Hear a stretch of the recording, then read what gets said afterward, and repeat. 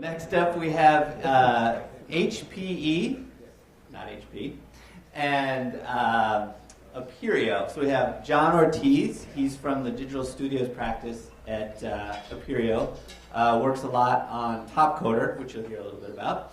And we have Rachel Lichte from HPE.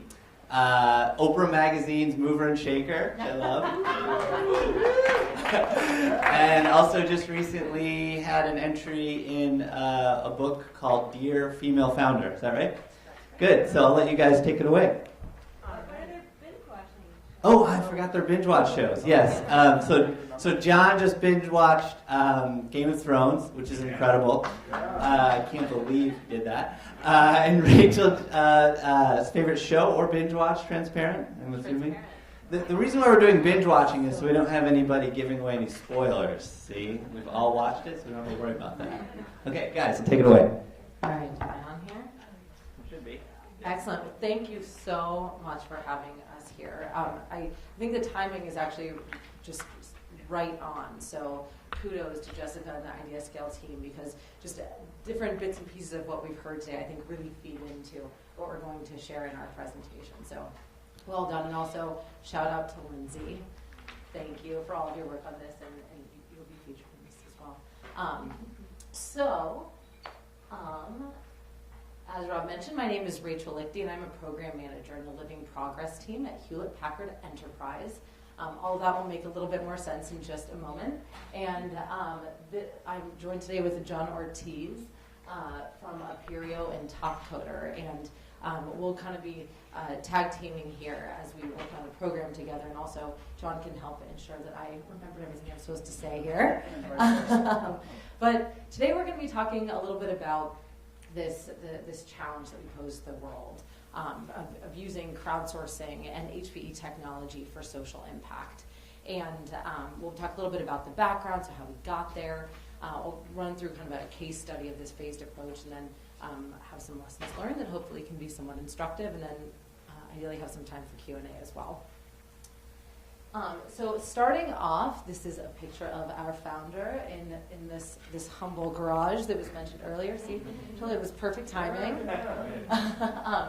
But citizenship has been really part of the DNA of our company since the beginning. So from our founding 76 years ago, David Packard said that the betterment of our society is not a job to be left to the few. It's a responsibility to be shared by all. And this is something that has permeated our culture. So we have a culture of volunteering, everything from service volunteering, so getting out and picking up trash, through high-value volunteering. This is something that people take really seriously and are very proud of inside of our company. Also in our operations, so from carbon disclosure and recycling and energy efficiency, our sustainability initiatives are a big part of our company.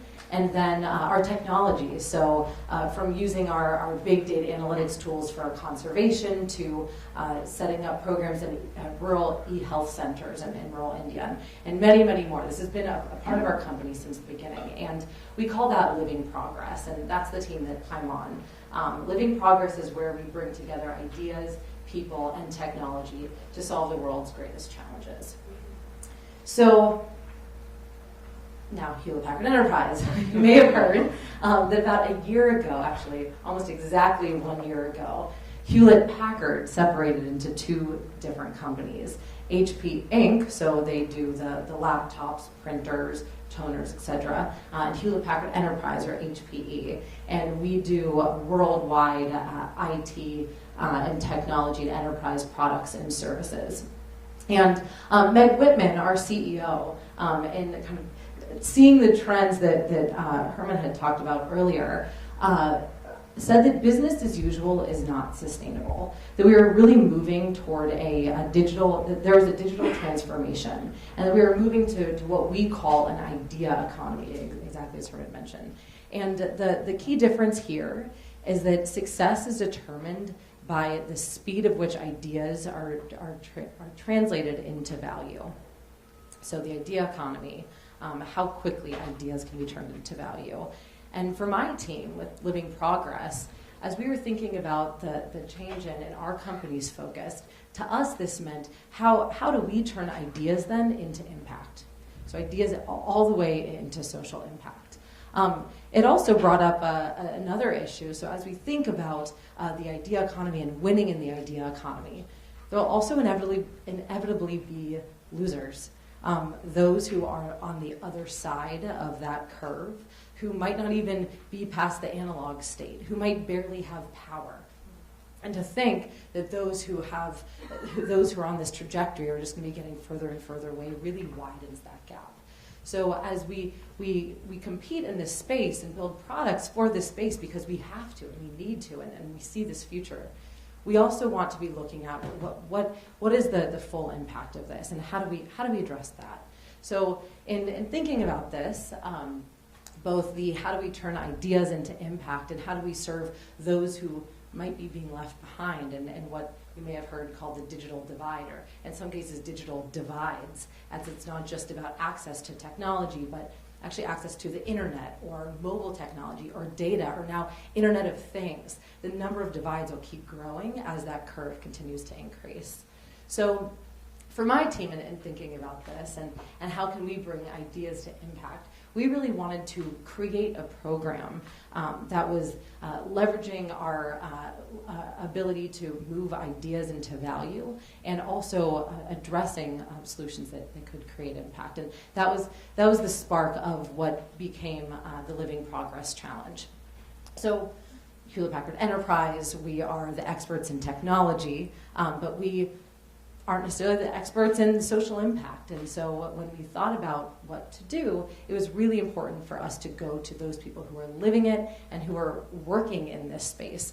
And so we wanted to open our ears and our eyes to the ideas around us. And so because of that, we developed a crowdsourcing program, and we reached out to incredible partners, and I'll share a little bit more about the project plan, but incredible partners where we were able to bring together IdeaScale and Appirio and Topcoder and created a crowdsourcing paradigm where we would bring in all of these ideas kind of through this funnel and then ultimately get to this, our end goal, which was to build and deploy real solutions on the ground that made a difference, that improved lives. Our goal was up to 5 solutions. And the challenge that we posed to the world was, what digital tools and applications would you create to improve people's lives? Also, I realize I'm kind of going in and out here. Is it okay if I'm just like this? Can people hear me? I can hear you. Okay, excellent. Little, okay, this isn't quite natural. That's the chin thing. All right, that's chin thing.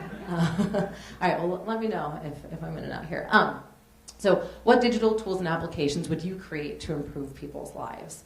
And what this meant, this is the most detailed slide on all of them, so bear with me here a bit.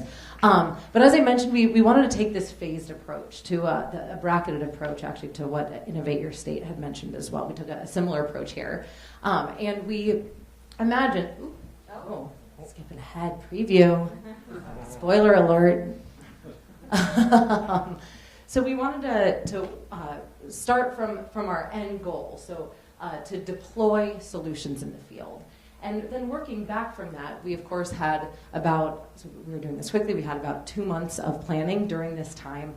We built out a HPE branded microsite and worked with IdeaScale and got the timeline in place and built out a communication strategy. And that would launch the idea phase. The idea phase launched almost exactly a year ago, or was set to launch almost exactly a year ago. And I'll go into each of these phases in a little bit more detail on the next slides. But then there'd be a little bit of overlap with our proposal phase, which was more in-depth submissions. Then there'd be the design phase. So from the proposal phase, we would select up to 20 proposals that would go into this 12-week design phase where we would build out prototypes. The teams would pitch in a pitch event, a demo day event, and then up to 5 of those would be selected to move on to the build phase where we would fully build out and then ultimately deploy these solutions. So a lot of work, and that is why you can see we brought in some key partners in doing this. So as I mentioned, Appirio and Topcoder, and IdeaScale, and also in an internal team, HPE Spark. We have an internal innovation community called Spark, which is run out of our enterprise services division. They work with our customers as well. So this is what we planned about a year ago. And this is what actually happened. It's not too different, but there are some key areas where things moved a little bit and it didn't go quite as we expected. And so I thought that today we kind of go through these phases and talk through what didn't go quite as expected and what did. The idea phase. After, of course, this very intense planning 2 months, we launched the idea phase. And similar to Innovate Your State, this was our goal here was to have something with a very low barrier to entry where anybody could submit their idea for a digital tool or application that improved people's lives. You saw from the challenge statement before of what digital solutions would you create to improve people's lives. This is very broad in 3 key ways. So firstly, you. That is really anybody. And we meant it. So individuals, NGOs, for-profit, academic institutions, our own employees. You was broad, and we wanted it that way. Digital tools and applications. That is also very broad, and we wanted it that way. We didn't want to direct people to focus only on a mobile app or only on a data analytics tool because we had the capacity to do so much more. And then finally, improve people's lives. This is also broad. We felt like digital tools and our technology could be applied to so many different social issues that, again, we didn't want to limit ourselves. So when we came to designing the idea phase, essentially we said, we'd like to build you a house, and the idea phase was just a simple sketch. Just send us an easy sketch of this house. And IdeaScale, of course, Lindsay in particular, would help us collect and manage the community. These were public submissions. What we got was 370 ideas. We didn't really know what to expect.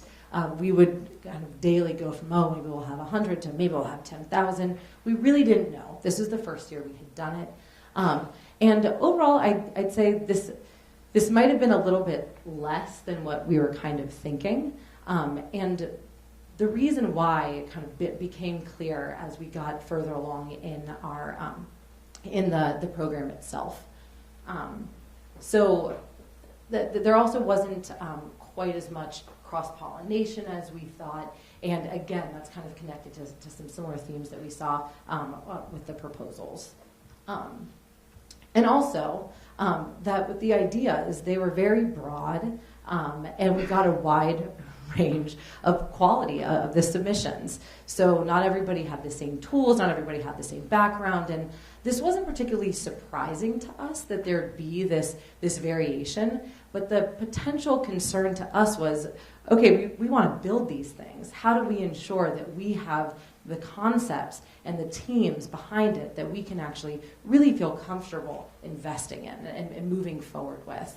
Again, we were going to be designing and developing these solutions and bring the full weight of HPE behind it. So to have good submissions to us was very important.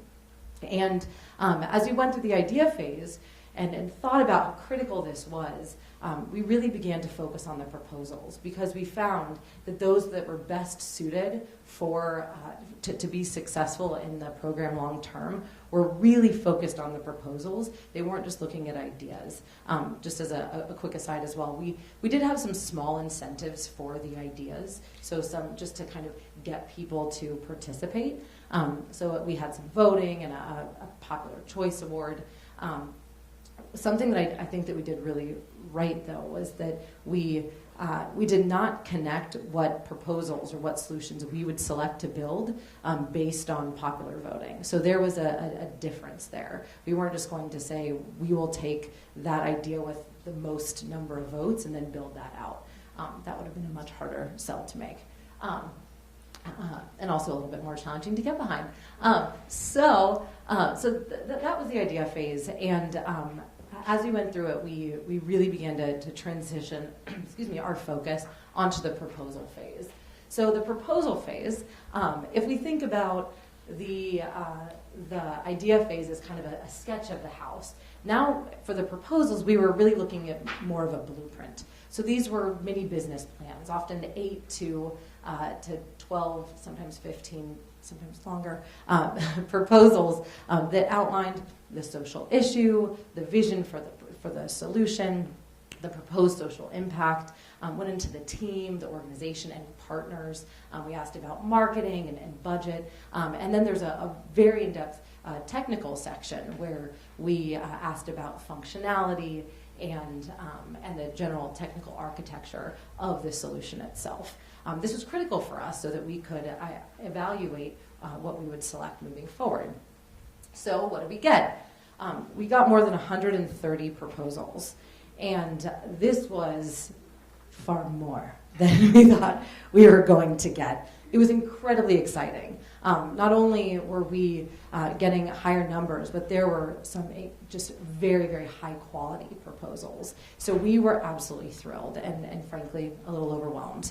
And we were also really excited because, as I talked about, just keeping it very open, we saw that our response was actually quite diverse. We received proposals from more than 28 countries that spanned so many different impact areas, from environmental and education to livelihoods and infrastructure concepts, and also a lot of different types of technologies. So data analytics, machine learning, mobile apps, web apps, etc. So we were really thrilled about that. Getting there, though, turned out to be a little bit different than, or require engagement from us that was a little bit different than what we would have imagined. So the two key challenges that we ran into, or that we started to encounter, was it firstly around cadence. So our proposal phase was about 2.5 months. And we didn't really get a lot of proposals coming in at the beginning. And those that we were getting led to the second challenge, which was around quality and completion. So turning those sketches into a blueprint turns out to be a pretty big lift. And so we had these two different challenges here of that word just sneaks in so many different ways. So the two different issues of cadence and quality were addressed then in 3 different ways. So firstly, it was probably about 2 or 3 weeks in, we initiated a full-blown idea sourcing strategy where it was all hands on deck. We reached out to everybody. Rob, we reached out to you, thank you. Lindsay, with just getting different newsletters together, reaching out across the board to the Topcoder community. We put together webinars where we tapped into different nonprofit networks. We went in person. We showed up to what we were increasingly really seeing as the sweet spot of the audience that could be successful in this program. So we went to organizations directly and shared what we were doing. So there was just this very in-depth outreach strategy that we needed to develop, and we hadn't quite planned for that. So that was something that we did on the go. Secondly, we pulled in Topcoder architects earlier on. So once we got an organization interested, saying, yeah, okay, we think that we could do that, but we've never done anything like this before, or we don't have the technical expertise, or how do we develop this proposal that's this in-depth blueprint? Topcoder technical architects were really helpful in working with those teams to develop a proposal that was of high enough quality and completion that we could really evaluate it. So not every proposal, of course, that Topcoder worked on was selected, but when we had the specifics that we needed to really understand the concept, it allowed us to really determine if this was a concept that we could, and a team that we could work with. So that was critical for us, as it was bringing in those Topcoder architects. And then thirdly, there was another group of organizations, so those that had a problem. So, for instance, a question of how might we improve education for children in nomadic communities in rural China, like very specific. And they had a problem, and they had a hunch that technology could address it, but they didn't know how to do that. And so they had a problem without a solution. And in those cases, we brought them into our internal innovation community called Spark. And in about a 3-week period of time, Our teams worked with the participant teams to essentially, it was a little mini crowdsourcing initiative to identify solutions, to hone in on them, and ultimately develop the proposals that they could then submit to the challenge. So with that, we were able to get to receive an extraordinarily high number of proposals, incredible ideas that we really felt privileged to read and receive. It was very important for us. I think a core value of our team was around just honoring the participant, reading what they wrote, really taking what they shared with us seriously. Which led to another challenge, which was assessment and evaluating all of those proposals. We actually ended up pushing our timeline back about a month so that we could really evaluate the proposals that we saw or that we received. And we had the Topcoder team working with us to evaluate them. We had we divided up into social impact and into technical teams of evaluation because my background is social impact. It's not in the technical space. I couldn't look at an architecture of an app and tell you if that was going to be successful. So we identified different people who could help with different portions of evaluation.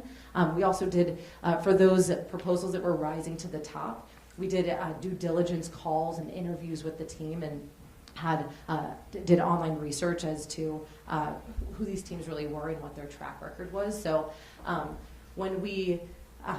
so by giving ourselves a month, we were able to really identify those teams, those proposals that we felt like could be successful and ultimately get us to where we all wanted to go, which was impact in the field. So with that, we selected our proposals and they moved into the design phase, and I'm going to let John share about the design phase. All right, so I'm part of the Appirio team, and one of our groups is Topcoder, and so we were asked to partner early on this project with HPE. So that's pretty exciting, and I think they realized early that they needed to do it different. This couldn't be like their classic projects where maybe it was all done internally, but they needed to bring in people that had expertise and different crowds throughout the process. In this case, we were invited in to help with the prototype phase. So what are the prototypes? Well, this is where we're converting the proposals into a visualized concept, something we can look at and review. And in addition, there were some very lofty goals that HPE came in with. First, they wanted to move very, very quickly. Second, they wanted really high quality. And they wanted us to have the consistency throughout this whole process that we're looking for. You'll see that there is a lot of diversity within the teams. So this is kind of neat, actually. As she said, it was very global. It was also very varied as far as subject matters. So we're talking about health or finance, environment, disabled access, disaster preparedness. It was a tremendous range, and in some cases, you were never sure if you're going to get that subject matter expertise, so a crowd is a great fit for this. Secondly, we talked a little bit about it earlier, but we needed a broad set of skill sets. And in this case, once again, Topcoder was a great fit. So Topcoder is a platform that has over 1 million members, and the emphasis is software related. So the participants in this community are in contests to win prizes. And many of these people are good enough they can make a living at this, or this is a hobby on the side, but they're high quality individuals in there that do a great job. And so what we would be doing is breaking down the contests. So within our community, we had design expertise, we had software development expertise, we have data analytics expertise. And the end product for all these is going to be these web apps or mobile apps.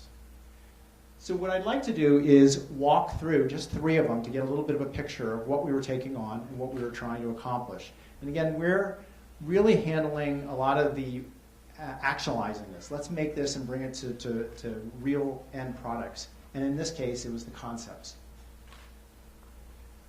This first one is called, it's from PACT as the organization, and it's intended to work with women's community savings groups in areas where they don't have as much sophistication about finance. So for example, one of the target locations will be in Tanzania, is the first country we roll out. And it's really a paper to digital conversion. So they're taking something that's being done with ledgers. You can imagine it's a group of women and a few leaders, and they're collecting what we think are small amounts of money, but are very significant to them, and then managing that money. And then they're making loans or bestowing upon others to maybe make an investment, like to buy some goats, right? You buy the goats, and maybe the milk from the goats makes a profit, and you can put it back in. So it's very interesting, small microfinance groups.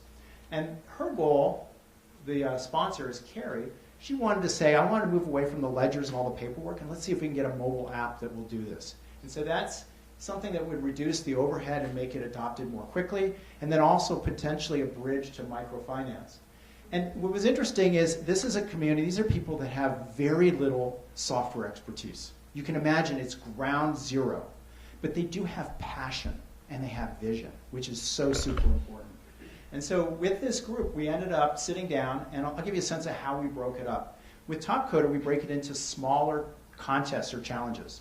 So the first challenge is, let's do a set of wireframes, or just it's like another step in that blueprint that we were talking about with Rachel. And they had no idea quite what to expect. But soon, you've got from all over the world, maybe 10 or 15 different renditions of this. And they're asked to go through and sort through them and pick out what works. But you can imagine, it's like house hunting. If I've gone to 4 or 5 houses, soon I know exactly what I want. And they're able to dial in on the preferred design.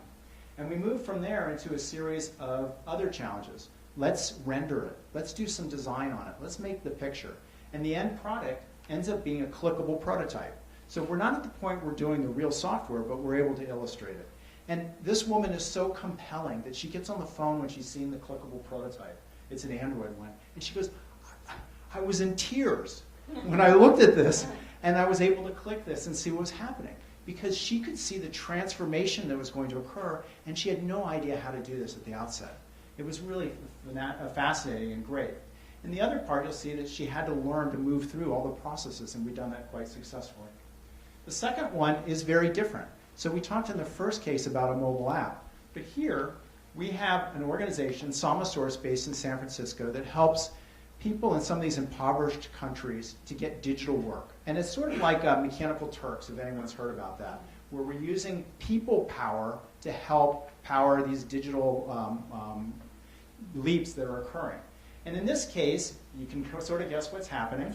They're getting a set of images of traffic, and they're being asked to highlight where are the cars and where the car is moving. So this is a data set that's being fed into machine learning.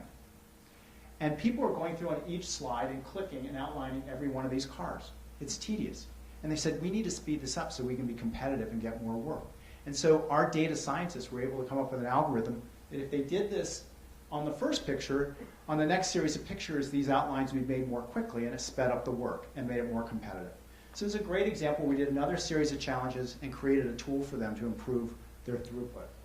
And then in the final example, it's great because it combines both data sciences and a great design.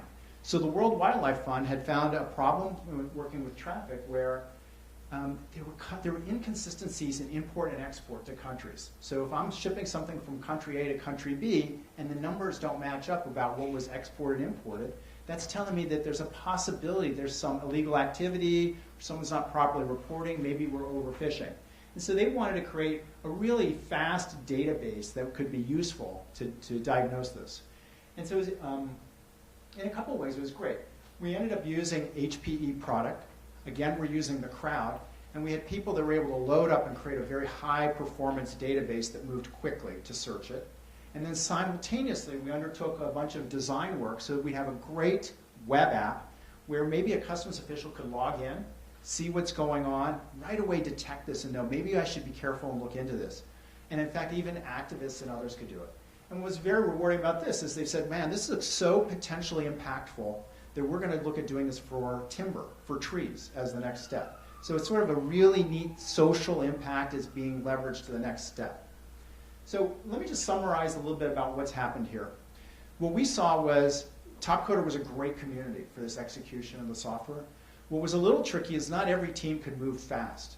And you can just imagine that,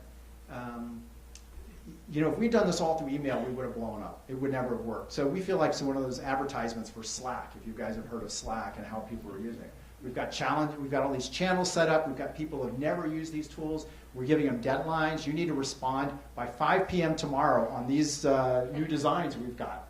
And if you can't hit that 5 p.m. mark, we'll nag you and make sure it keeps moving along. And it was great to see that the teams that had vision, they knew where they were going, and they could be decisive, and they had the right team members, really flourished in this whole process and moved forward. And so I'll turn it over to Rachel, and she'll talk about how we decided who proceeded and what we did next. Great, nice. Okay, wonderful. Oh, thank you. Wonderful, thanks, John. So, yes. So after these prototypes were built, as I mentioned, we had an in-person demo day, or what we called the Living Progress Challenge Finals. And this was incredible. Not quite festival status, but close. I think for everybody in the room, it really felt that way. After working on this and pouring one's passion and time, energy into these concepts, it was so incredible to get the teams into the room together to share this out. So a quick kind of step back. It was an event, we hosted it in early August in New York. So there were some teams that were coming internationally. It was a requirement for everybody who had submitted early on to commit to being there in person. There were 2 team members from each team that were sharing. They had to do a demonstration of their prototype.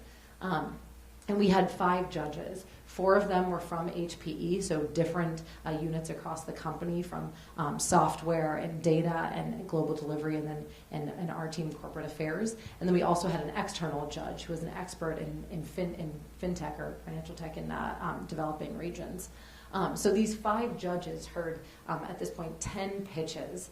And so again, it was incredible to hear these stories and see this passion. But it was also incredibly impactful from an internal perspective, because now we have the leadership of all these different divisions, the internal support that we need to make these solutions possible, who are there and a part of making the choices about who will move on. And it was also just, it solidified the potential that from our technology, with this input and listening to the crowd, that we have the potential to do something incredible. And that was felt by everybody in the room. The other thing that we did in preparation for this was provided coaching for each of the teams that would be pitching. So as John mentioned, that these are people who are working in the field, who are the programmatic people who've been working on this for a really long time and are so passionate about it, but aren't necessarily the one out there selling it, or hadn't been the one actually building the product. So we wanted to ensure that they were able to tell the story in a way that really let them shine in the best light. So we provided coaching, 6 weeks of coaching for all of the teams, so that when they stood up there, they were able to make that pitch. From this event, there were 4 prototypes that were selected. And those are, so John actually shared 2 of them. One of them was the WWF and Traffic partnership, the data analytics tool called Detect IT Fish. They've already been receiving some press about it, because it's customs officials and even Interpol are interested in how they might use this to identify potentially illegal trade in fisheries products. The other one that was selected was PACT, so the first example of the e-ledger for women's community savings groups. And then the other 2, another one was it's called Mentor Me. It was an employee team, and it is a online mentor matching and mentorship platform for Mexico to address the issue that many students in Mexico don't feel supported, don't feel like they get the education they really need. And then finally, a social volunteering application. So taking what is already an aggregator of volunteering opportunities through Points of Light. They have a platform called All for Good, and turning that into a social opportunity where people now get recommended opportunities for volunteering. So really exciting, these four different tools. And right now, we are in the build and deploy phase. Initially, we thought they'd be a little bit separate, but it turns out that they're very much integrated. So we brought what we thought was going to be kind of an HPE team a little bit further down the road and deploy. We brought that in through build. We also found that it took a little bit of time to organize all this, so we ended up pushing the timeline back a little bit more to organize what was necessary in build and deploy. What you see here is actually from the mobile app of the Women's Community Savings Group. This is a picture from the group. This is what they're using now. And this will be our user. So very exciting. And the picture on the left is of the students in Guadalajara that will be using the Mentor Me application. So we feel encouraged that we're on our way to really recognizing this vision that we had, and ultimately the vision that is held and lives through the organizations that we're working with. So some lessons learned here, and I'm sure there are many more. I know, absolutely. There are many more. But those that we thought might be instructive today are first to focus on successful deployment from the outset. For us, it was critical that we knew we wanted this was our North Star. We knew that we wanted to get successful applications in the field. So even though we had to push the timeline back, which probably is not great to hear for our partners, IdeaScale and Appirio, it was critical for us, because we knew that we needed to take that time to take a step back and stay committed to the vision. Also think beyond the innovation. It wasn't just, yes, we were building software, but it wasn't just about the software. It's about the team. It's about, now we're working with each of the teams on co-marketing plans so that when this does deploy, how do they get the users they might need? Again, this is really new for a lot of these teams. So thinking beyond the innovation itself is what we see as critical to making it a success. Thirdly, commit to flexibility and iteration. As we all know, this is inherently uncertain. That's the beauty of crowdsourcing, but it also means from an organizational and from a team, from a time and a budgetary standpoint, there's some flexibility that's required, and so having contingency in there is critical. And then finally, to tap into different crowds for different expertise. And perhaps put another way is just that one program can utilize different crowds at different points along the same goal, or to achieve the same goal. So using IdeaScale for the critical collection and management and review of those ideas and proposals, to using Topcoder to actually design and develop, to then using the HPE internal crowd for that more direct problem solving. So that's really the end of our presentation. Awesome. Yes. Questions? I have one, just a quick one. Yeah. We came up with the concept of loser management. Yes. So, and it sounds bad, but it's actually really important because we want to maintain this crowd, and we don't want them to feel like, hey, I'm a loser. I want to come back. This was a good idea. Do you have anything more to say about that and how you managed that and what you did specifically? I am so glad that you asked. And actually, it was something that I talked with Ali about during the break, because, yeah, when the program design, as we saw, that was really focused on the winners. We're going to bring them down, here's the funnel, and then we're going to have 5 at the end. But all along the way, there are teams who are not just passionate and put their time and energy into it that we want to respect, but also incredible ideas. And how we manage this, and would love to hear from others as well, truly, was we tried to be very clear on expectations around the fact that this was a contest and that that some would move on. So there was always a chance. We were never, we never said that everybody would move on. So just trying to set expectations from the beginning. When we told people that they would not be moving on, we were very clear that it was because it did not fit the requirements for the program. It wasn't about their concept. It was about our program and what we were looking for.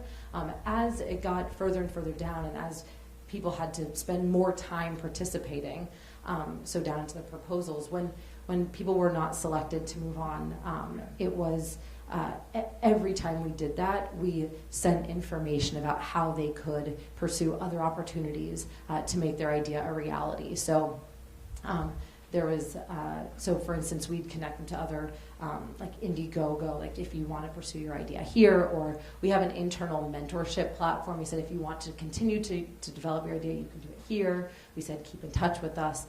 So we really tried to help encourage their innovation. And then I think as we got to the end, the idea was that that creating a prototype was a value, that they would receive something that from there could be seen and held and could be used to raise other money or to convince other folks internally to invest in it. And so I think we felt like that was a value, and we wanted to ensure that we delivered on everything we said we would do. And then we connected them with our internal mentorship opportunities. But I think having a plan for that would have helped all of us feel a little bit better. So that was a long-winded way of saying we didn't have a plan of how to do that, and next time I think we really will, for everyone's sake. Did you want? Do you want to actually speak a little bit about with Toploader as well and how you manage that? I'm okay to take the questions first. We can bounce it over. But I do want to make sure I get a shout. While I have the podium for just a minute, 2 shout outs. One, Lindsay was fantastic, and James, wherever he was, phenomenal. Hey, James. Rachel, thank you. Rachel may not have seen that as much, but there were a lot of phone calls that James was in as well, and it was phenomenal. Yes. And then the other one, I really want to thank both Rob, because he connected us with the Department of Education folks, or Department of Energy folks. Those guys were fantastic and very generous with their time. There had been a previous program where Topcoder or IdeaScale had been, but they shared some tips and tricks. Michael in particular was fantastic. Shout out to Michael. And he was, I guess the right word, if I can say it, is prescient, right? He said, these were the issues we had, be ready for it. And in fact, those were the issues we had to be ready for. So hats off to him. So sorry, long-winded, but I had to do the shout-outs. I have a question. I think this is awesome, so thank you guys for sharing. I think it's a really cool partnership of this intersection of tech and the social sectors. I think what's challenging about that space is, are we actually, are we just throwing solutions at potential problems, or are we actually solving problems? So I just want to kind of hear your guys' thoughts in reflecting in hindsight about that process and the role that the NGOs played in helping vet that a little bit. Yes, I think you actually have said exactly what I said multiple times during meetings, which was it's critical that if we are going to be moving forward on solutions, that these are actually solutions that are needed for something. And in fact, we did receive a lot of cool ideas for things that weren't problems, or weren't the types of problems that we felt like we were able to address, or didn't have enough research, didn't have the backing for. It was critical to us that when we were reviewing the proposals, that a case was made, and that there was an organization that had been working on it and knew this very intimately. I think as we moved through the proposal process, and this wasn't a hard and fast rule, but we found that largely the teams that were best suited to be successful, and the teams that we could trust working with, were those that had been working in this space for a while, were thought leaders in this space for a while, and also had social license to operate. If they're going to be bringing a technology to, for instance, the Women's Community Savings Group, you can't just have never worked with a Women's Community Savings Group and all of a sudden give them a tool. So we wanted to work with people who had been working in it for a while, and could in fact deliver on it, because yes, that we didn't want to spend a bunch of time and energy creating another prototype for something that didn't need it. Mm-hmm. Yeah, can you talk a little bit about your audience, specifically who you were targeting with your outreach, and then how these teams were put together? Yes, great question. And this changed a little bit. So you saw from the challenge statement, you was our audience, very broad. And over time, So initially how we approached you was just reaching out to posting on our social media. When we went to events, there were networks of organizations that either environmental or social that we would try to partner with or share this through. We sent it out to people who are already working in tech, and so perhaps had a technology that they would then pair with social impact. So we really just we cast a wide net. But over time, we honed in on that sweet spot of an NGO that, to the question earlier, an NGO that really knew what they were talking about, that had a reputation in this space, and then also had some familiarity and literacy and capacity in the tech space as well. So in some cases, there were teams that had launched apps before. So for instance, we worked with the Red Cross, and they pitched in the finals event, and they had an application for small business disaster preparedness that small businesses could use to plan in case of a disaster. And that was an attractive team for us because they had a global initiative to be working on technologies that would enhance their ability to deliver aid. So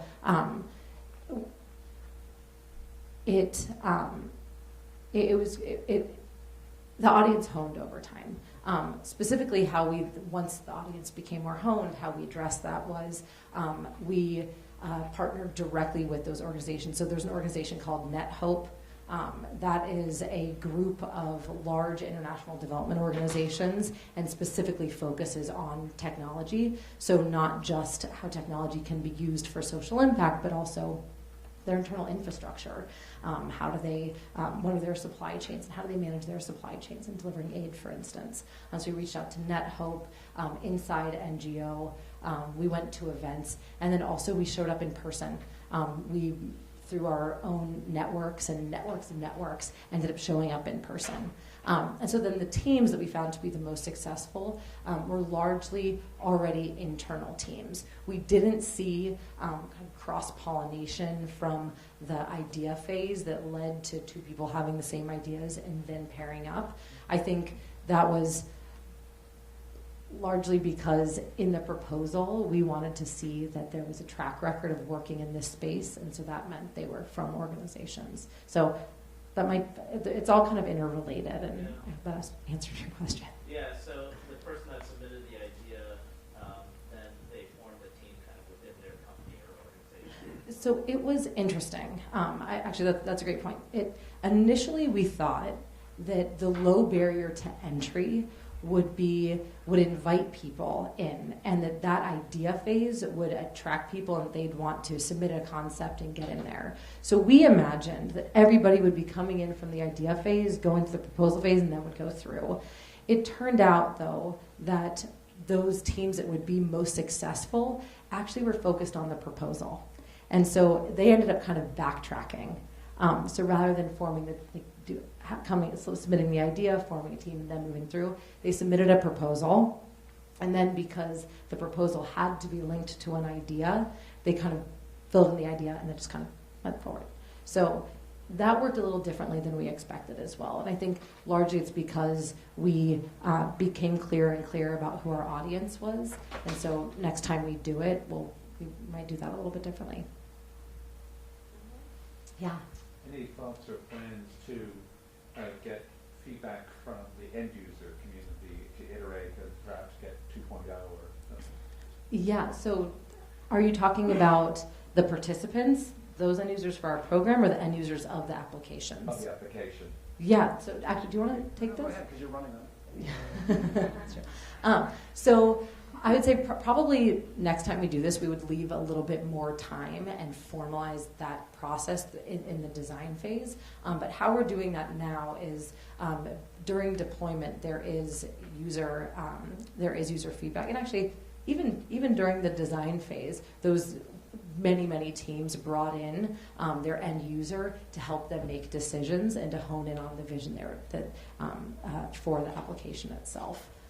Rachel, I'll just add this. So there's two steps. One is we are doing user acceptance testing like you would do with traditional software. And it's at their latitude of who they want to work with, but a number of them are deploying or asking their agencies in the field to go through and look at it. The second step is Rachel's working with them to be sure that they report back on experiences in the field. And so it's part of the whole process is to ask for feedback. Yeah. So, for instance, with the mentorship application, they're going to have 30 different kind of mock mentorship matches, and they'll see what worked and what didn't. The other point that you bring up is metrics, success metrics, and that's something that we are working through with each of the teams as well, both from an app performance, so number of users and just trying to get a sense of technically how it's performing, and then also impact metrics. So is it working, but is it actually having the intended impact?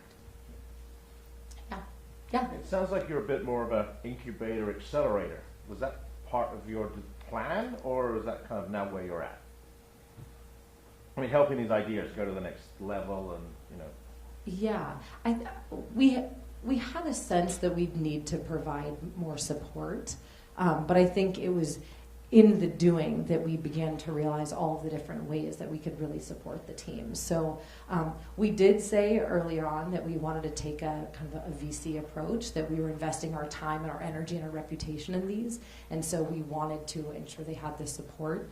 But I think the term incubator or accelerator hadn't been part of our initial plan, but definitely closer to what we ended up with, and something that makes a lot of sense as far as the thinking beyond the innovation.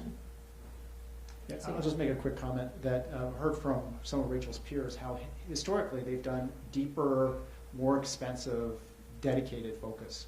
This is really going outside the box for them, is to go to the crowdsourcing, let's run a funnel, like this big funnel, and run it down and see what happens with the contest paradigm. And I think it's really part of that thinking different. Let's try another approach and add it to our portfolio of investments. So kudos to those guys for taking the risk, because we're quite impressed that they're willing to try something new like this and see what the outcomes are. Yeah, I'd just like to ask, one of the things which I think was interesting about what managed to happen in this program was the amount of people with control over resources and the amount of resources within HPE you guys managed to mobilize. And I just wanted to sort of ask if you could go into a bit more detail in terms of the tricks you found, the process you found that helped you make sure you got buy-in with the people who, as you got further down the funnel, were going to become more and more important in terms of intent. Yeah, that's a great point. This was, I don't think I quite mentioned just how much employee engagement was important in this. As I mentioned previously, volunteering was a big part of our culture. So I think that there's already something inherent to people wanting to be involved in this. We saw a lot of people very, very excited about this program, and we generally just wanted to get the word out there and show that we would support people. So we specifically gave webinars even to our internal team. There's actually just within HPE, there's actually a team in Mexico that just decided that they were going to have kind of a in-person hack where they were going to be coming up with ideas. So I think that the first piece of just engaging people in the outcome, that they could be a part of this, was critical. Also, I'd say the director, so my manager, is masterful at bringing different people in, and this is something that had been socialized for a while.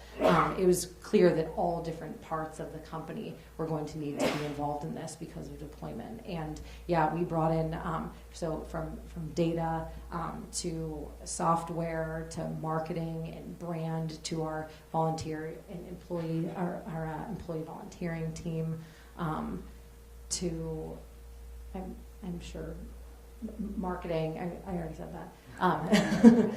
Yes, that was critical. It was mostly just socializing and getting people involved. Once we got to the demo day, I think it picked up a lot of momentum inside of HPE. People realized they could see what was happening. It was tangible. And as soon as things became tangible, then I think a lot of support came from places we've been hoping for. All right.